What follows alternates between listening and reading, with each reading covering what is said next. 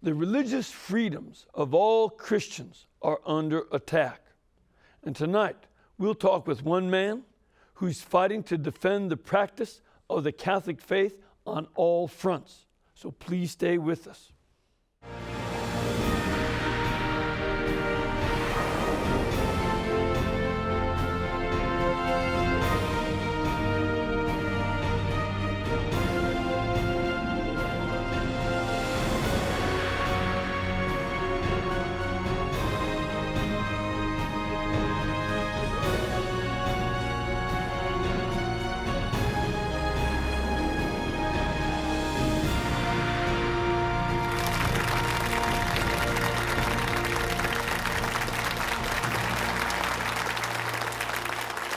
Thank you all very much. Thank you. I'm Father Mitch Pacwa, and welcome to EWTN Live, our chance to bring you guests from all over the world.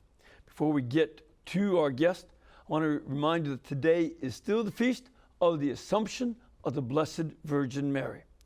This is a great holy day for all of us, and it's celebrated in the early church in the East first, but then it spread over to the West. And it just was, well, first of all, there are the ancient stories of how the apostles came back when Our Lady passed away and then was assumed into heaven.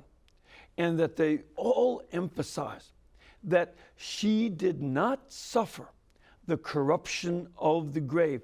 Like Jesus, who is the first Adam, or the second Adam, Mary is the second Eve. And she shares in the great gifts that he won through his death and resurrection. And that she is in heaven, not just only to be with her son Jesus, but she also intercedes for us. And so we should call for even greater love of Our Lady and a great devotion to her that will strengthen our love of Christ and our faith. Well, tonight, we have a guest, and he is the president of the nation's largest Catholic civil rights organization, which works to safeguard both the religious freedom rights and the free speech rights of Catholics wherever they are threatened. So you know he's been busy lately. Please welcome Bill Donohue. Thank you, Father. Thank you so much. Bill, thank you for being here. Thank you. I want to bring out something about one of the reasons of this occasion for you to be with us is your new book, Why Catholicism Matters. I didn't get a chance to finish reading it, but what I did read was excellent, excellent. And it's largely because I think it agrees with what I think. Well, it talks about the great strengths and contributions of the Catholic Church from time immemorial right up to today. And, we live in a culture where there's a lot of negative press about the Catholic Church. Much of it is unfair. And some of it is really untrue. Well, that's right. It's simply made up out of whole cloth. And we have a whole generation of young people growing up who don't know about the great strengths of the Catholic Church. And I'm not just talking about the spiritual. I'm talking about whether it's when you're dealing with music and art and architecture. Colleges, the first universities. That didn't come from the Greeks. That didn't come from the Romans. It came from the Catholic Church. I'm talking about the contributions to the poor, to the dispossessed, particularly the work of nuns in the United States, for example, has been yeoman service. Reaching out to people in civil rights, to the African-American community, the civil rights people of today, namely the unborn. That's another civil rights issue, which I'm proud about the Catholic Church is out in front on. The fight against euthanasia, the fight against slavery over centuries. We played the lead role. It didn't happen overnight. The fight against fascism, the fight against communism, strengthening marriage and the family, a healthy understanding of sexuality as opposed to what we see in our society today. We deserve a lot of credit, and I'm a little bit fed up with these people in the media who want to blame us for everything, acting like we're the ones who have caused all the problems. Let me tell you something. If you want to live a good life and you want to have the good society, you know what the right recipe is? Follow the teachings of the Catholic Church, and you will live a happy and prosperous life, and you will have the best society. The right recipe for the good society is right in front of us. It's been there for 2,000 years. It may be a tall order. I understand that. I'd rather help people clear the bar as opposed to keep dumbing things down the way we've done in this country. Well, two of the things that I like that you bring out is, on one hand, Catholicism integrates the importance of reason and thinking into everything we do. That it's not just learn this little fact, shut your mind down, and that's it. No, you bring out that in those early Catholic universities, the teaching of reason and logic and the lively debates and discussions were inherent in the Catholic mentality, and it still permeates what we do. And the second thing that you also bring out is the realistic attitude of Catholicism, knowing that human beings really are sinners, and you have to deal with human sinfulness. But Christ is really the merciful Redeemer, and that balance, we don't idealize, fantasize, romanticize human life. We deal with real human beings. And that twofold attitude also makes us distinctive. Well, let me just pick up on that last point because, I spent many years teaching, 20 as a teacher, 16 as a college professor. I loved my years. And the one problem I have with a lot of professors, and Pope Benedict understands this very well, if you have faith without reason, you can become a religious zealot and extremist, and you can wind up killing people in the name of God. We've seen that happen. If you have reason without faith, you wind up killing also. That's what happened in the 20th century with Pol Pot and Hitler and Stalin and Mao, because they were sure that they could create the good society without God. In fact, God was the problem to them. Yep. We understand human nature. Human nature is flawed. We understand to help people. We understand redemption. We understand forgiveness. We are not so arrogant as so many professors right out of the French Enlightenment who think that if we get control of the command center, we can change human nature. Human nature is like putty. We can just shape it and twist it. There's no God. There's no nature. We can just make anybody what we want. And then when Mao, as I quote in my book, he said about the Chinese, they said, well, then a lot of them are not cooperating with the revolutions. Well, how many will have to die? Well, it could be 300 million. It could be 300 million. 300 million innocent Chinese men, women, and children may have to die for your experiment? I mean, people need to learn, by the way. These guys who gave these ideas, like Pol Pot, who killed about a third of the nation in Cambodia, do you know who advised them? They got their PhDs from the Sorbonne. All right? Anybody who thinks that education is, look, I'm all in favor of education, don't misread me, but education alone is not the answer. It has to be education bridged with faith. And for me, I'm a Catholic. Well, see, there are a couple things with that. A lot of these ideologues loved their ideas, and they didn't love the people for whom they were going to use the ideas. And, I know people throughout our audience in the studio and at home have heard it said as if it's a truism that is without doubt, that religion is the biggest cause of war in history. I've heard that for years. And so I did some investigation. And in fact, the number of people who died in the name of religious wars for Christianity is between 4.75 and 5 million people in 2,000 years. In the name of ideology and especially atheism, in the 20th century, between 1914 and 1990, you have 20 million in World War I, 50 million in World War II in the name of atheistic nationalism and racism, 62 million in Soviet Union, 2 million in Pol Pot's Cambodia, and somewhere, guesstimates, 75 to 200 million in atheistic China.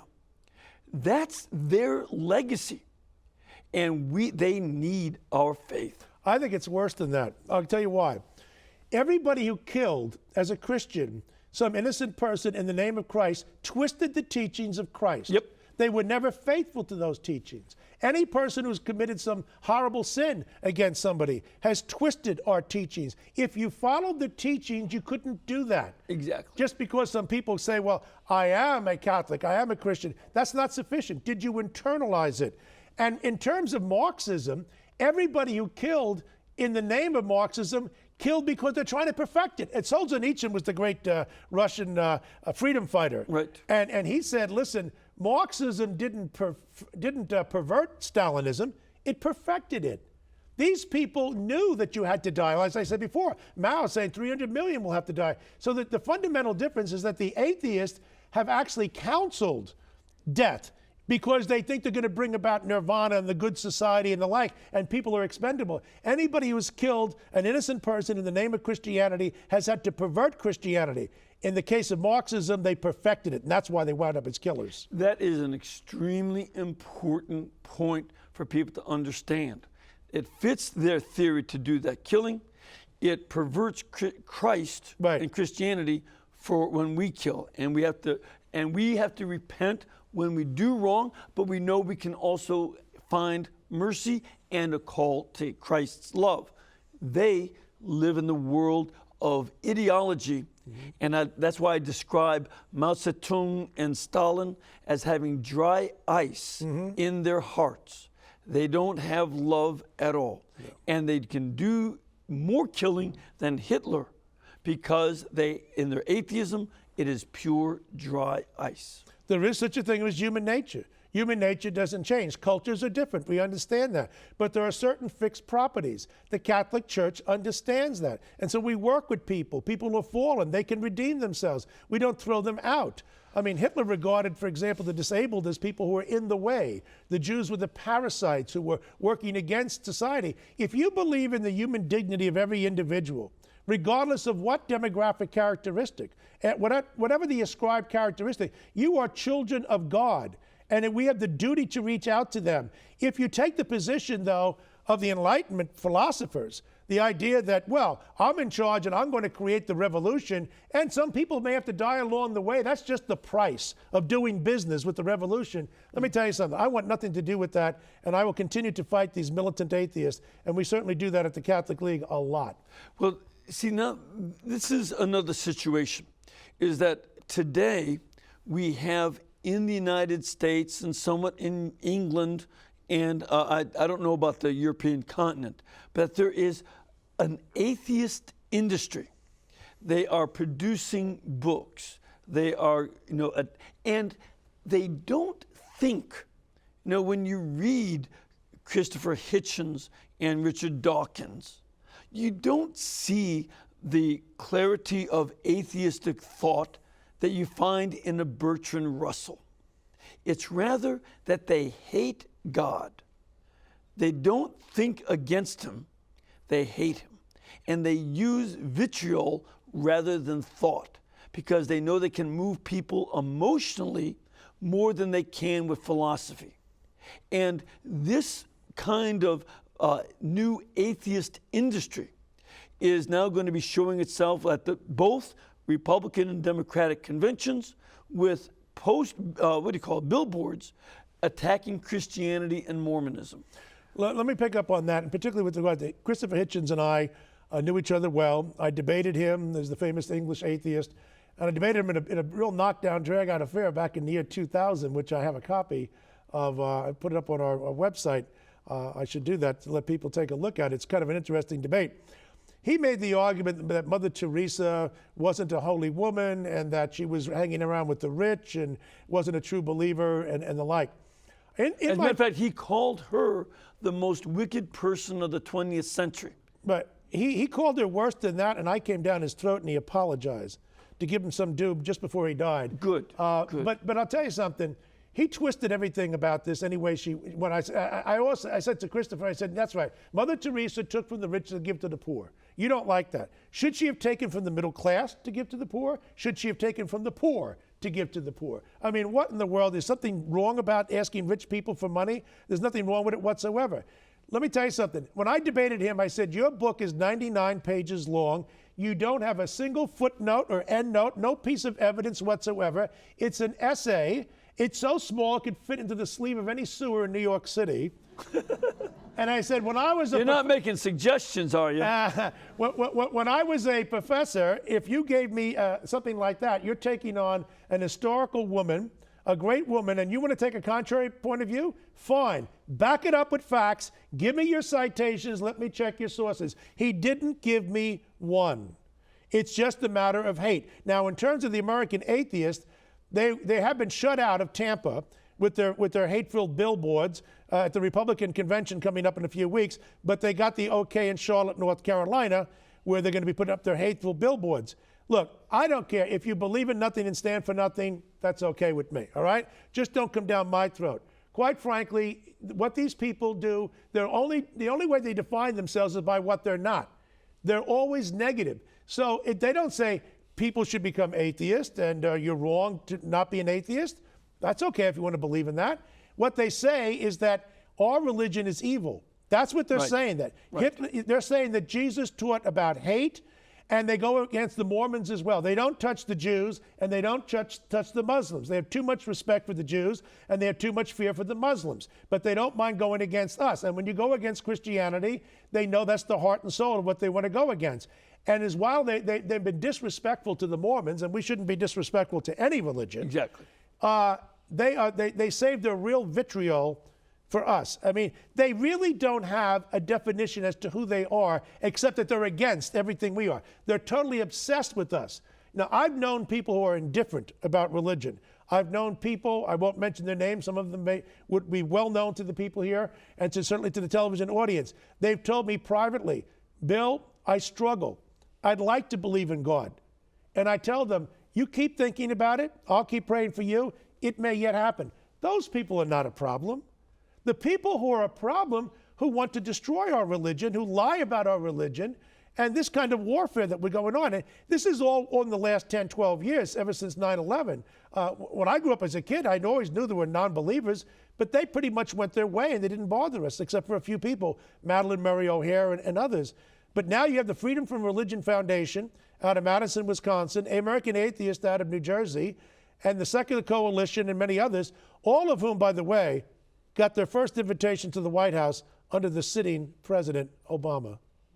They were invited into the White House. He's the first president in American history to invite in the militant atheists who hate Christians. They got a seat at the table in the White House. The viewers should know that. Well, I hadn't heard that. Well, I've got the evidence. If anyone wants to check on it, I've got the evidence.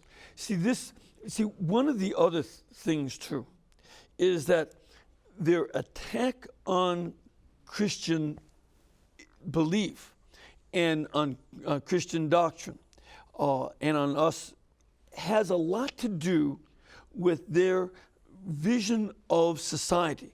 They are very anti-family. Mm-hmm. They don't like the nuclear family. Some of them will say that, like one of the famous old the feminist lines was, a woman needs a man like a fish needs a bicycle.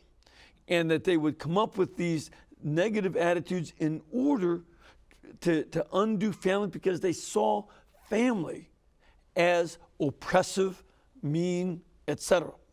And they are trying to undo our faith because we are so pro-family.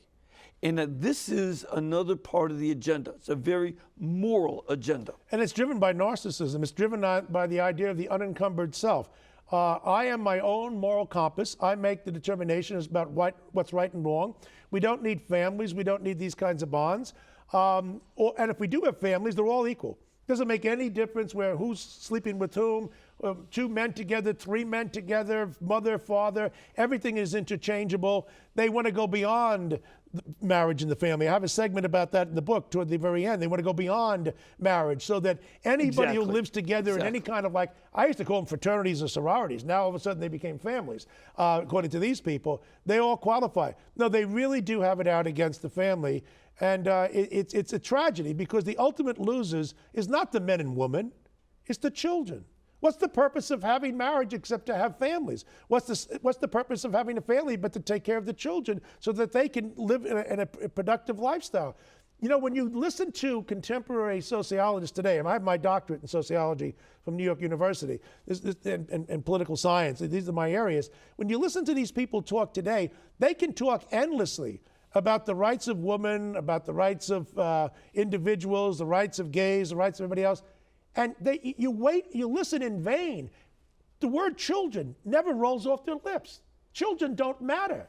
As a matter of fact, they're looked upon as some kind of an obstacle to them. Well, actually, yeah, children can be a burden. They're a happy burden, hopefully, and people have responsibilities toward them. But we have a whole generation growing up with the idea it's all about me, it's not about we, and as long as I get my satisfactions, then who cares? I mean, children are not social debris. They have to be taken care of. And every society in the history of the world, and I know this is a sociologist, it's a huge statement. There's no society without marriage in the family. There haven't been any. There have been variations, I'll give you that. And in the kibbutz in Israel, they tried to destroy the family because they wanted a society of total equality. So the children lived apart from the mother and the father, but they made a provision. The mother and the father got a chance to see the kids at the end of the day. Well, why did they even do that? Because the mothers couldn't be away from the children altogether. And finally wound up at the end, the women rebelled. They said, we don't want to be like the men. We want to be women. We want to be mothers. We want to be with our children. So even when you intentionally try to destroy it, Plato looked at the family in a negative standpoint. There are lots of examples of this throughout history, and they all fail. The family is resilient. Even when you try to kill it, it has a way of just bouncing back. Well, and one of the other things, I go to the state of Israel fairly often, and you know the folks there are telling me that the whole kibbutz system is collapsing. Yes. Not only because of that family breakdown, but also it's a socialist model of everybody sharing everything together. It was a socialist ideal. And it didn't work. People wanted to become excellent, and they didn't find that the kibbutz was a place where they could do that. So now it's mostly for people to visit and such, but it's not the vitality of the state that it once had back in the 40s and earlier. And you know, the thing is, if you don't have a solid family, I mean, just take a look what's happened in this country today, and particularly in the African-American community. 73% of all the children today born to black women are born out of wedlock. That wasn't true 50 years ago.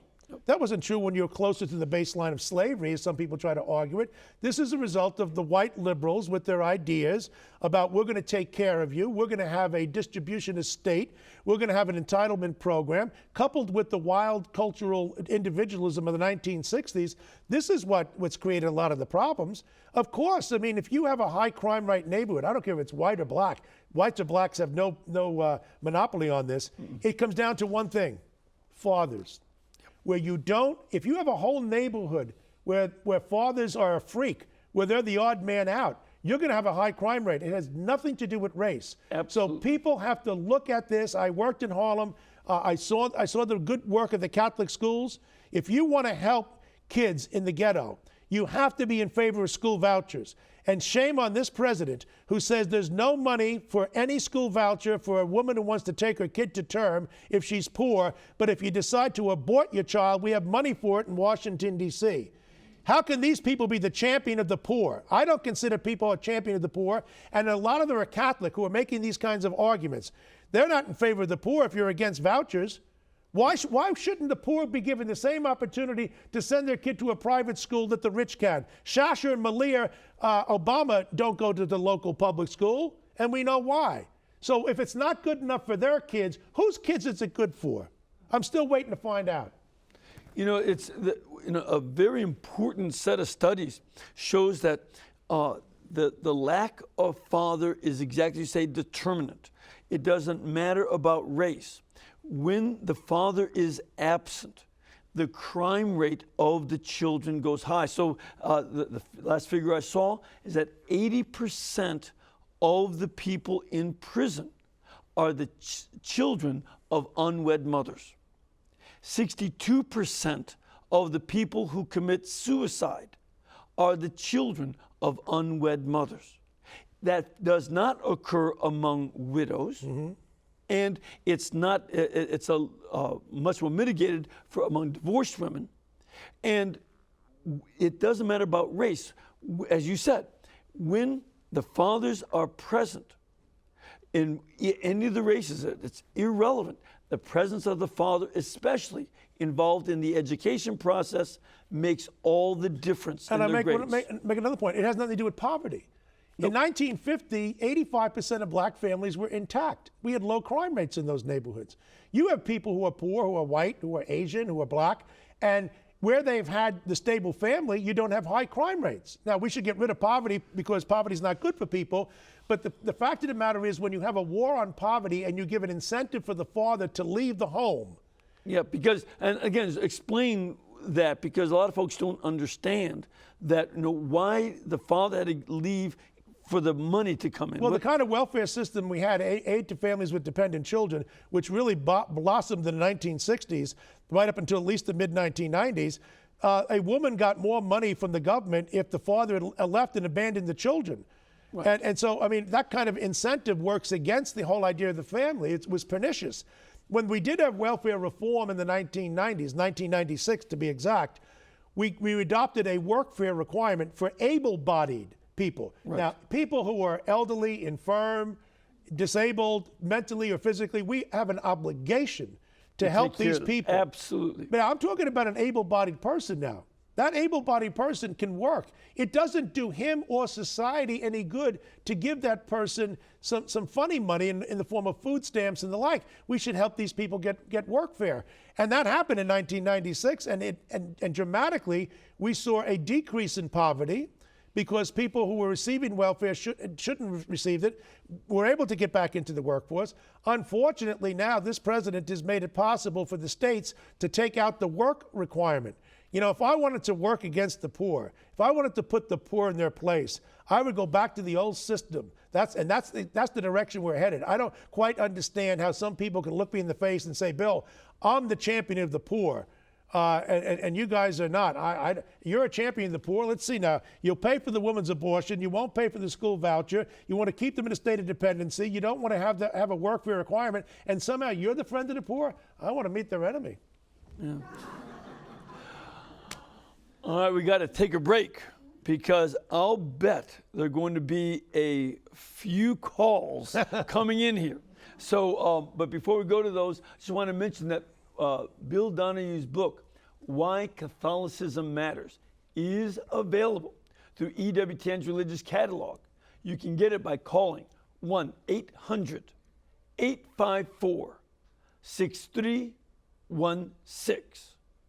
Or you can also go to the website, www.ewtnreligiouscatalog.com. It is readable, it is informative, and it'll help fire you up to see that Catholicism is not just a little spirituality on the side, but it is a way of life that is worth bringing into our society. So I hope you get that book.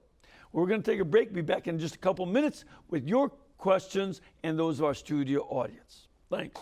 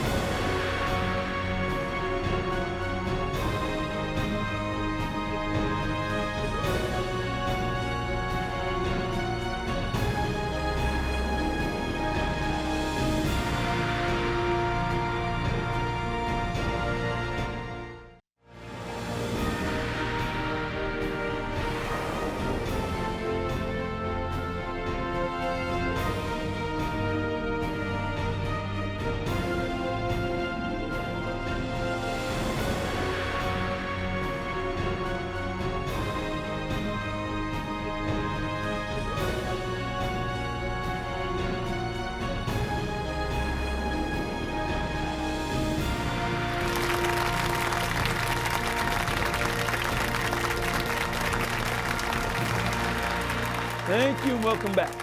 We have a number of groups here from New York and New Jersey and over from St. Lucia and a variety of other parts of the country. And it's so great to have them here. And we'd like you to join us if you get a chance to do so. Please contact our pilgrimage department at 205-271-2966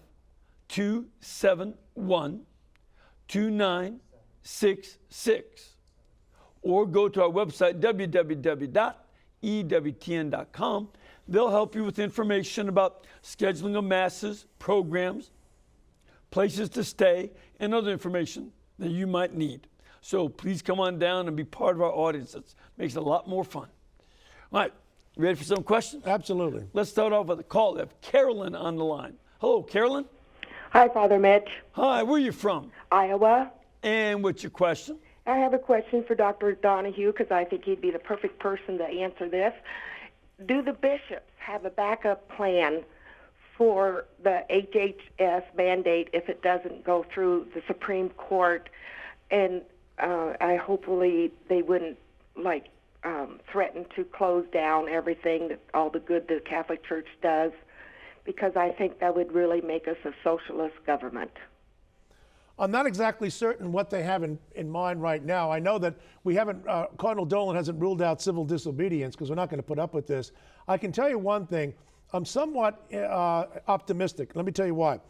When the Supreme Court ruled on Obamacare, they did not rule on the question of does the administration have the right to require Catholic nonprofits to pay for abortion-inducing drugs and the like in their health care plans.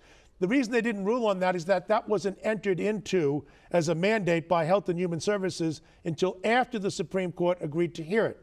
Now, when the Supreme Court will hear this, assumedly it will go up the line. Yep. Assuming that it gets up to the Supreme Court, here's where I'm optimistic.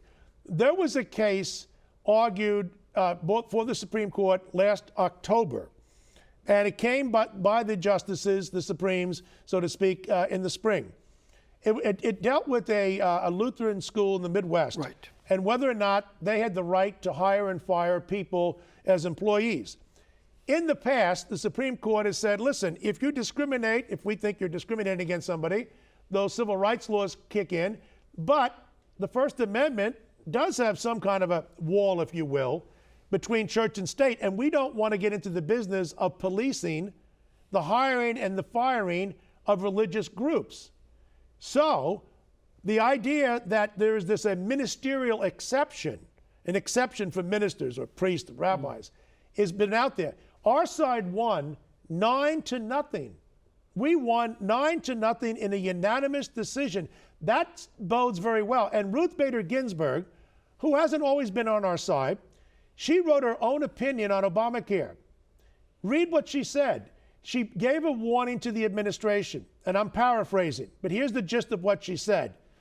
Yes, Obamacare is constitutional as far as I'm concerned, she said. However, it doesn't mean that in implementing it, that everything goes. And be careful when you get into the area of religious liberty. That was a little sign to people in Washington. Don't go there and telling Catholics what to do. That's the way I read it. So I'm cautiously optimistic that the worst case scenario is not going to happen. It's not going to happen overnight, but I don't think I think for the two reasons I gave, we're not going to have that problem. We have a question from our studio audience. Ma'am, where are you from? I'm from New Jersey. And your question? My question is not a question, but I cannot thank you enough for all your work, your courage, and we need 100 more of you. My question is, if you are training people who can continue your work. Well, I have a nice staff. It's small, but the only way I can do it without the formal training, I think is what you're trying to get to, Miss, is through the media and to encourage young people. And I do reach out to them. Quite frankly, I know there's a media bias against Catholics in general and whatnot in a more traditional point of view. However, it's wrong to say that everybody in the media is against us. I have been treated pretty well over the years. I continue to get my spots on television, on the big shows, and as well as radio and the like. I don't think they're doing it because they like my views per se, but I can get to the point and do it quickly. I'm hoping that I'm inspiring young people, and from the letters that I get it suggests that I am. I wish I could put together a training school, but let me tell you something, miss, and I appreciate your comments. I'm the type of guy who doesn't have lunch with people, ever. All right? I eat bologna sandwiches at my desk, all right? I don't have time to go out to dinners. I don't exchange cards. And I'm not out on the golf range. I'm not on taking cruises. I work hard, and my staff works hard because we want to get the job done. And so I think that that message is getting out there. You got to work hard at it, though. I mean, praying is important, but we also have an obligation to do well by God and get out there and show that work ethic. And I hope through inspiration and through my television work, at least, that is inspiring. Yep. Though we might have to get, some young people trained up. Yes, I think we could. Because they'll need to know the law and Catholicism, history, and a variety of other things, and what to look for in the media. Maybe I'll write a rules for radicals for our side. There you go. All right, let's go to Gary. Hello, Gary. Hello, Father Pacwa. How are you? Fine. Where are you from? I'm from California, Central Valley. And what's your question? This is kind of directed to Bill Donohue, since you've taken the vow of obedience to your bishop. He'll probably be more forthright. Hey, I'm a Knights of Columbus member. It. Pardon? Watch it. Okay. Anyway, I was listening to EWTN the other day on Raymond Arroyo's program, and he had mentioned that the Knights of Columbus and apparently Cardinal Dolan had invited Obama to the Al Smith get together, I guess, in New York. Isn't that tantamount to Holocaust Survivor Memorial inviting Hitler to a reunion? I mean, to me, it's a slap in the face to all pro-lifers, and I thought we had crossed this bridge when he went to Notre Dame. I understand there's a lot of dismay about this, and let me answer your question directly. First of all, the Knights of Columbus had nothing to do with it. Al Smith was the Democrat who ran for president back in 1928 and was a victim of anti-Catholicism. They've had every year in New York City, the Archbishop invites at every presidential cycle, every 4 years, the head of the Democratic Party and the head of the Republican Party, who's ever running against each other, and they have a kind of a fun night to raise money for charity. Now, that tradition, it's true, was broken in '96 because Cardinal O'Connor was not going to entertain Bill Clinton, who had just vetoed a bill to protect unborn children in the partial birth abortion thing. So we had some stand-ins, Hugh Carey and Jack Kemp. In 2000, you had Bush 43, and you had Gore. In 2004, Cardinal Egan had a problem with John Kerry as a Catholic who was an enthusiast for abortion, so they had some other stand-ins. In 2008, you had Obama and McCain. Now, in 2012, Cardinal Dolan thought he would go that way. It's kind of a broken tradition, I will grant you that. But look, I had a long talk with Cardinal Dolan when this news broke, and I can tell you this much. I understand the politics of the moment and reaching across the aisle and whatnot. My concern was this. Was Cardinal Dolan losing his resolve to fight against this HHS mandate? I had to ask it, even though I didn't think he was. Believe me, Cardinal Dolan is sound on this thing. We do invite politicians, some of whom are not Catholic, as well as Catholics who are not exactly on our side, to midnight mass at Christmas time. We also invite them to various commemorative services. Look, I don't want to be the Amish. God bless the Amish, but we're not the Amish, and we're not the Mennonites. We can't live in a ghetto. Just because I shake hands with people, I shook hands with Christopher Hitchens and had a lot of good times with him, but I wasn't going to be persuaded by him one iota. It does leave these bishops in a jam once in a while. Sometimes, being diplomatic requires a hard swallow. But at the end of the day, Cardinal Dolan is not selling out, and I do resent the fact that some Catholics, some of the very pure type, are looking down their nose at Cardinal Dolan saying, well, you have to be more like us. There's a moral smugness there, which I reject. Cardinal Dolan is a great leader. If people have some problems with it, I understand it and I respect it. Believe me, this guy's not caving in about anything. Another question from our studio audience. Ma'am, where are you from? Well, I'm from...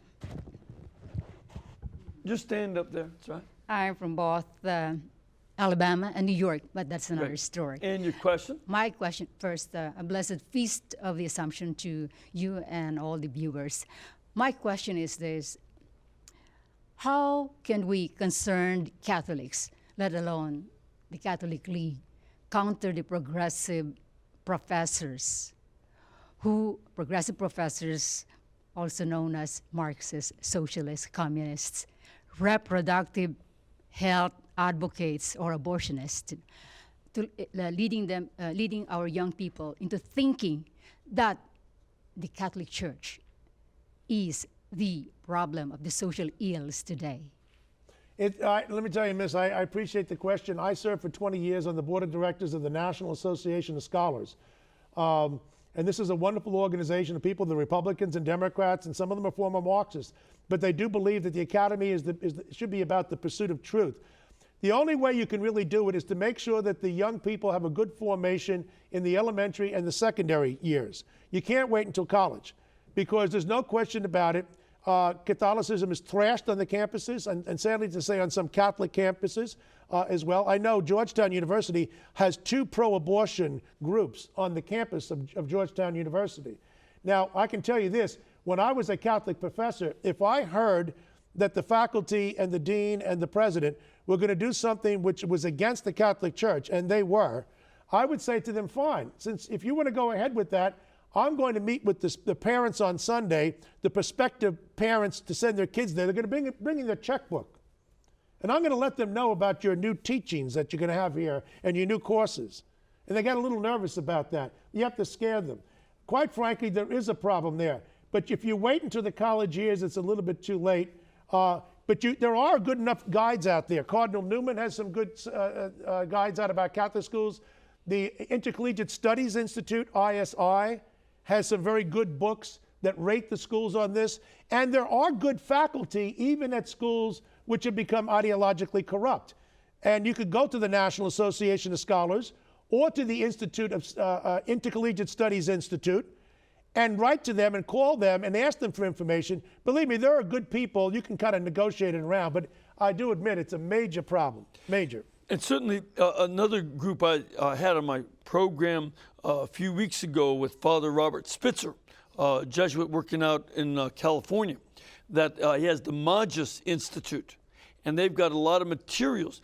Your point that we must prepare our students before they go to college to answer what these nonsensical professors are going to say. Only if the students know more about the truth of Catholic history and its relationship to the sciences and philosophy will they be able to counter them. Now, they're in a difficult situation because the professor gives the grade. And some of these professors are, frankly, cowards who use their position of power to intimidate students to accept their ideology. That's why I sometimes tell students, I said, sometimes the better act of valor is to bite your tongue, get through the course, and then get out and try to subvert these people. Yep. All right, let's go to a call at Marianne on the line. Hello, Marianne. Hi, Father Pacwa. How are you? Fine. Where are you from?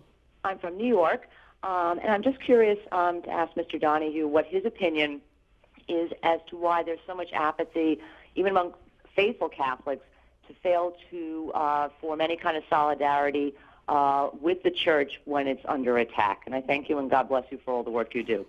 Thank you so much. I think a lot of it has to do with affluence. You know, when Catholics got over to this country, we weren't treated fairly in the 19th century, right up into the first half of the 20th century. Discrimination against Catholics, and it showed up in immigration laws, it showed up in the workplace, and it showed up in the schools, was rampant in this country. Now, we've made a lot of progress, and that's good. And more Catholics have gone from the lower class to the working class into the middle class, upper middle class, but we've gotten comfortable. You know, that's one of the downsides of affluence. When middle class people become lazy in their spirituality because they've gotten comfortable, they're more concerned about their 401k, which you should be concerned about it, but they've lost that kind of fire in the belly.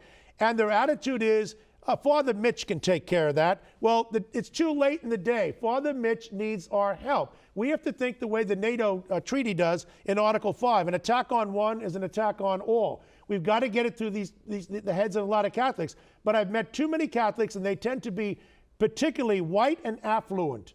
These people are the ones who are the proponents of gay marriage. They've sold out. They've gotten comfortable. I can identify with the working class. Certainly I can a lot more than I can with white professionals anymore. We have another question from our studio audience. Ma'am, where are you from? The great state of Michigan. And what is your question? Well, with the election coming up, can you talk a little bit about how Catholics' conscience should be formed by these things, and what issues we should consider when deciding how to vote? Well, Joseph Ratzinger, now the Pope, when he was Joseph Ratzinger, Cardinal Ratzinger, he said, look, not all teachings are equal. For example, the Catholic Church does allow a little bit of wiggle room when it comes to war. There is a just war. It's okay. We're not a pacifistic religion. The Catholic Church is presumptively against the death penalty, but it's not absolute. It leaves the door open in some extraordinary cases. When it comes to abortion, it's not just another issue. Abortion is intrinsically evil. That's not the case with other religions. Now, you have two Irish Catholics running as vice presidents against each other. And, I'm not going to pass judgment on who's the better Catholic. That's not for me to do. I can only tell you this, that this is the way it's playing out. Pro-life Catholic, Ryan versus social justice Catholic Biden. Biden will say, I am the representative of the poor, and that Ryan doesn't want to raise taxes to help out the poor, and I'm the true Catholic. Ryan will come out and say, but you don't believe in the civil rights of the unborn.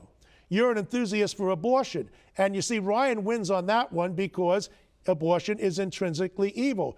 The Catholic Church is committed to the poor. The best means to help the poor, we don't say.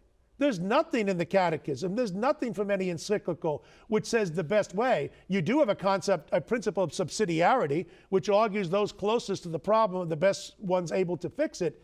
But quite frankly, whether you could raise taxes or lower taxes, that's wiggle room there. When it comes to the question of marriage, the bishops are on board saying that a constitutional amendment should be passed defining marriage as the union between a man and a woman. Now, Biden thinks it's okay for two men to get married. He thinks it's okay for a woman to abort her child, but he's pro-poor. Ryan is against two men getting married. He affirms the traditional understanding of marriage, and he's also a proponent that abortion is a civil right, and it does wind up in killing the innocent. On the poor, he makes the argument he's pro-poor, as does Biden. But what I'm saying is that not all issues are equal, but you have to think these things through, and I'm only mentioning a few of them. There are many, many other issues. We haven't talked about the environment. We haven't talked about foreign policy, but you've got to look at these things, but do not make the mistake that every issue is of a moral equal, and do not make the mistake that the Catholic Church has a specific catechetical answer for every single policy issue. Abortion is easy in one sense. That's either a baby the woman is carrying or it's an elephant. We know what it is. And when it comes to some of these issues, say like how you help the poor, right? Whether you do it the way the Republicans want to do it or the Democrats. This is something that is a judicial analysis. You have to use your good sense to analyze that. Neither side is trying to get rid of the poor or hurt the poor, but how you help the poor. This is where you use good sense to see who's helping more. Absolutely. And that's open either way. To interpretation. Right. But when it does come to standing up for marriage, and especially standing up for family, and for the rights of the unborn, and the rights of the aged and infirm and disabled, then those are absolutes. We can't kill innocent people. Euthanasia is another intrinsic evil. You don't have to go around willy-nilly deciding, well, I think you're spent. You're not contributing to our society, therefore we elect to kill you. Right. That's an intrinsic evil. It's not like jaywalking. It's a very big different matter. We have another question from our studio audience. Sir, where are you from? New Jersey, Father. And what's your question? God bless you, Dr. Donohue. You were speaking about atheism before, but I feel more threatened by this government. This government is more threatening than the atheists to our Catholic religion. Could you elaborate more on its attack on the unborn, the HHS mandate, and attack on marriage? The president just endorsed gay and lesbian marriage. In terms of the HHS thing and the concern that Catholics have, I can turn the clock back to 2007. In 2007, candidate Obama spoke before Planned Parenthood, and he said that if you elect me president, I want to sign the Freedom of Choice Act. The Freedom of Choice Act never got to his desk because a lot of people fought against it. But that would have arguably committed Catholics to performing abortions in the hospitals. I mean, you have to ask yourself the question, why did Kathleen Sebelius, the Catholic who's 3 times been called on the carpet by the last 3 consecutive archbishops of Kansas City, why is she such an enthusiast for abortion? Why is she pushing this thing so hard? They could have come out and said Catholic nonprofits have to pay for contraception in the mandate. We would have fought that. But they went beyond that, didn't they? They said abortifacients, abortion-inducing drugs, they want me to pay for. Why? Because they want the nose of the camel in the tent.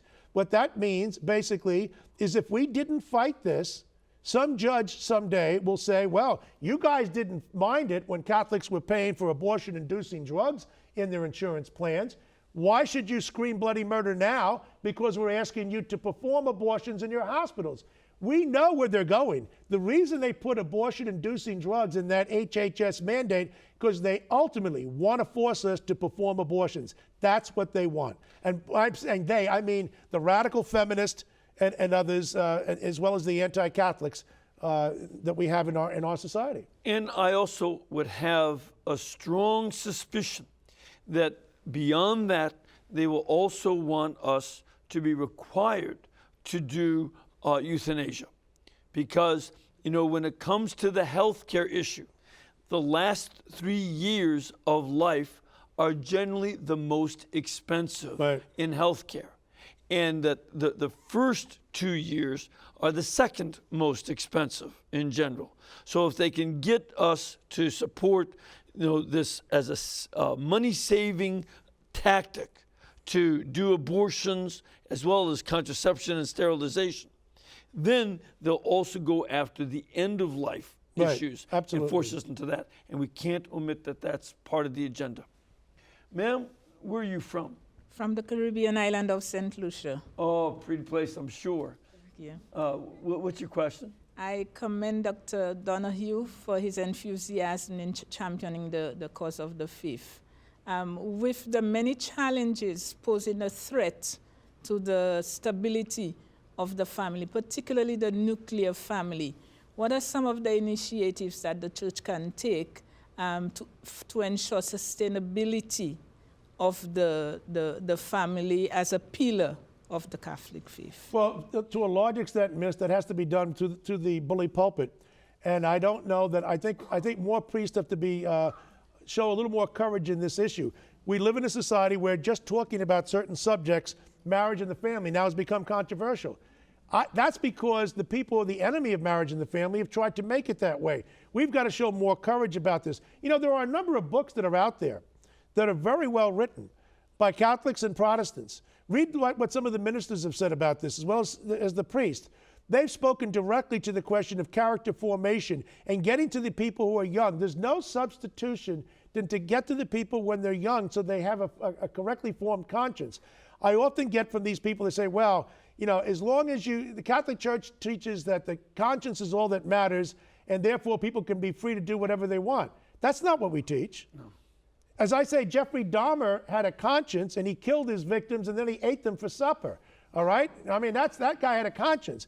You have to have a properly formed conscience, which means you should know, in our case as Catholics, you should know what Scripture says. You should know what the Catechism says. You should read what the great learned people have said. You should inform yourself that prudence is the most cardinal of all the cardinal virtues. That's why I defended Cardinal Dolan on this. Sometimes you have to be prudential. Because you're prudential doesn't mean you're lacking in principle. People have to understand this. So, but you got to get to the kids at a young age. There are a lot of good books out there, which can, and the Protestant community has done a very good job on this. Sometimes I think even better than us Catholics. You know, some books I strongly recommend is, again, from Religious Catalogue, which I'll mention in a second, One Man, One Woman by Dale O'Leary. Very fine book. And there's some others too. Look around and read, because conscience does not mean your emotions. Conscience is formed by thinking, Right. and that's key. I'm afraid we're running out of time. I just want to make sure that we let people again know. Bill Donohue's book is Why Catholicism Matters. Get it through EWTN Religious Catalog, 1-800-854-6316, or www.ewtnreligiouscatalog.com. Thank you very much for being with us. I want to give you a blessing. May Almighty God bless you and keep you, cause His face to shine upon you. The Father, the Son, and the Holy Spirit. Amen. And we appreciate the support that you give us here at the network. We cannot bring Bill and all the other guests who come here without your support. So please keep us in between the gas bill and the electric bill and the cable bill, and we'll be able to pay some of our bills. Right now we're down a little bit because it's summertime and we need a little extra help to keep going. So please help us out and keep in your prayers what Bill's doing with the Catholic League too. God bless you.